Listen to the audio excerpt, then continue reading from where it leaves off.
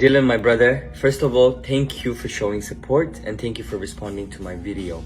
And I was very happy to see you making a video about Ethiopia and how united we are. And it genuinely made me smile. Like you said, we hate you like a tsunami. You know, I feel like this is what we do, Ethiopian people, when we come together. We can be able to move towards one goal and create anything in a very, very short time. And as you said, unite together and the world is yours. And let me tell you this, Dylan. One thing I know about Ethiopian people is they love you, truly. They don't understand what you're saying most of the time because English is not our first language. However, they feel your energy. They feel your excitement, your voice. And it is something, you know, I've been noticing that Ethiopian people have some type of connection with Dylan Page. Not because you're a news reporter, not because, you know, you're from UK, but because of your energy. It's very, very, you know, it's it's something that we love.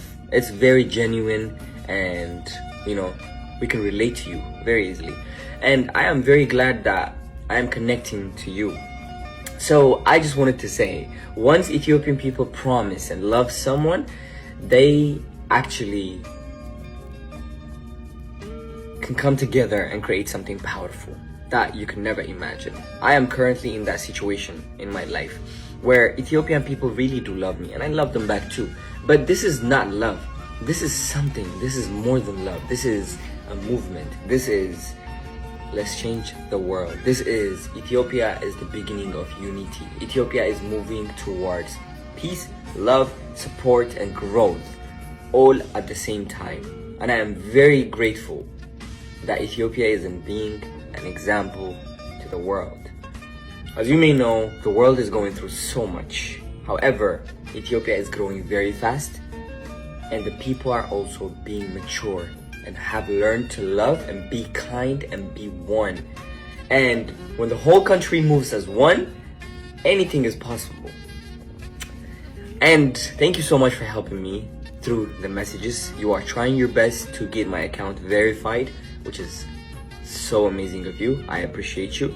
And we promised you that we would get you to a 20 million follower on your TikTok.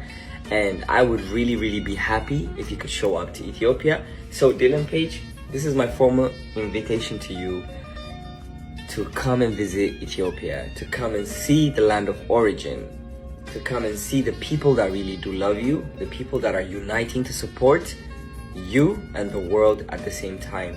I want you to celebrate it with us and it would be a pleasure to host you. እንግዲህ ጠላቶቻችሁን በፍቅር ማሸነፍ ማለት እንደዚህ ነው። ከአዶናይ መማር አለባችሁ።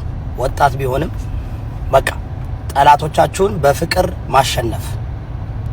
ተሙ ምን ያህል ህፃናቶችን ለመርዳት የመጡትን በጣም ሃርት ቱ ሃርት ፋውንዴሽን እና አዶናይ ፋውንዴሽን 25000 ህፃናቶች ለማሳከም ወደ ለመናገር ነው ብዙ ነገር ቃወም ነበር። በዚህ ጉዳይ ላይ ግን እንዳያችሁት እኔ ለህፃናቶች ያለኝ ልብ 4 ልጆች አሉኝ እና ከልጆች አንዳቸው ቢታመሙ ኢማጂን እና በጣም እንደዚህ አይነት ነገር እኔ ብዙ ጥያቄ ማብዛትም አልወድም።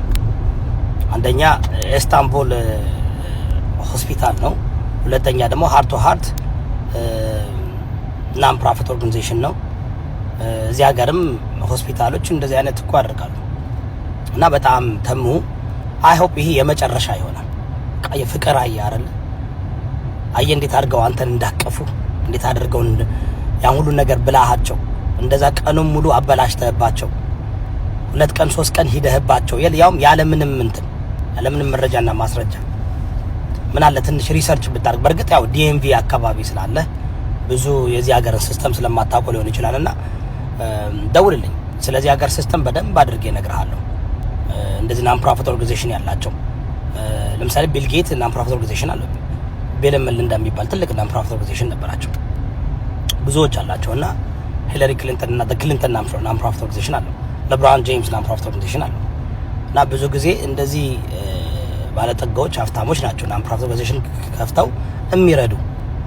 ገና ደግሞ አዲስ ነው በሂደት ገንዘብ ደግሞ አልተሰበሰበም። ገና ገንዘብ ሳይሰበስቡ እንደዚህ ካላችሁ ሲሰበስቡ መማርን ጠይቃት አታውቅም። ናን ፕሮፊት ኦርጋናይዜሽን የላትም አይደል እንዴ? ከዮናስ ጋር ሆነ ስንት ጊዜ ሰብስበሃል? ጋሞ ጎፋ ሰብስባቸዋል። ለምንድን ነው ግን ኦርጋናይዜሽን ስንጠይቅ የነበረው እኛ ናን ፕሮፊት ኦርጋናይዜሽን የሌላችሁ ሰዎች ባካችሁን ኦርጋናይዜሽን ፍጠሩ ስንል ነበር። ናን ፕሮፊት ኦርጋናይዜሽን ደግሞ ተፈጥሮ ሲመጣ ደግሞ የምንቃወም ከሆነ ደሰናለ። ይሄ ሌላ ጉዳይ ነው። በቃ ህዝብ አይረዳ ማለት ነውና ተሙ አይ ሆፕ ተምረሃል this time። አያር ለአዶናይ ምን አይነት ልብ እንዳለው አያር አቶ ተድላ ምን ልብ እንዳላቸው ሳቃቸው ራሱ ይሄ ደንብ ነው ኤምብሬስ ያደረጉ እና ለማንኛውም አዶናይ ይችላል። አዶናይ በፍቅር እያሸነፋችሁ ነው። ልጅ አዶናይ ወጣት አዶናይ በጣም ላንተ ያለኝ ምክር ያው ሽበት እንዳለኝ እንደ ካንድ ሽበታም ታላቅ ወንድምህ በቃ ምንድነው ነው በቃ ማድረግ ያለብህ። አሁን ያለህበት ቦታ በጣም ከፍ ያለ ቦታ ነው። አሁን ራሱ ስትመልስ አመላለስ መለወጥ አለበት። ባክን ፎርት እንዳትሄድ እሺ።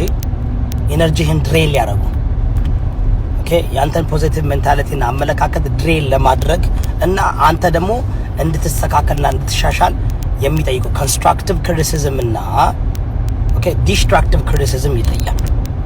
እሱም በሌላ ቪዲዮ ሰራላለሁ። አንተ ብቻ እንግሊዘኛ ስለሚገባ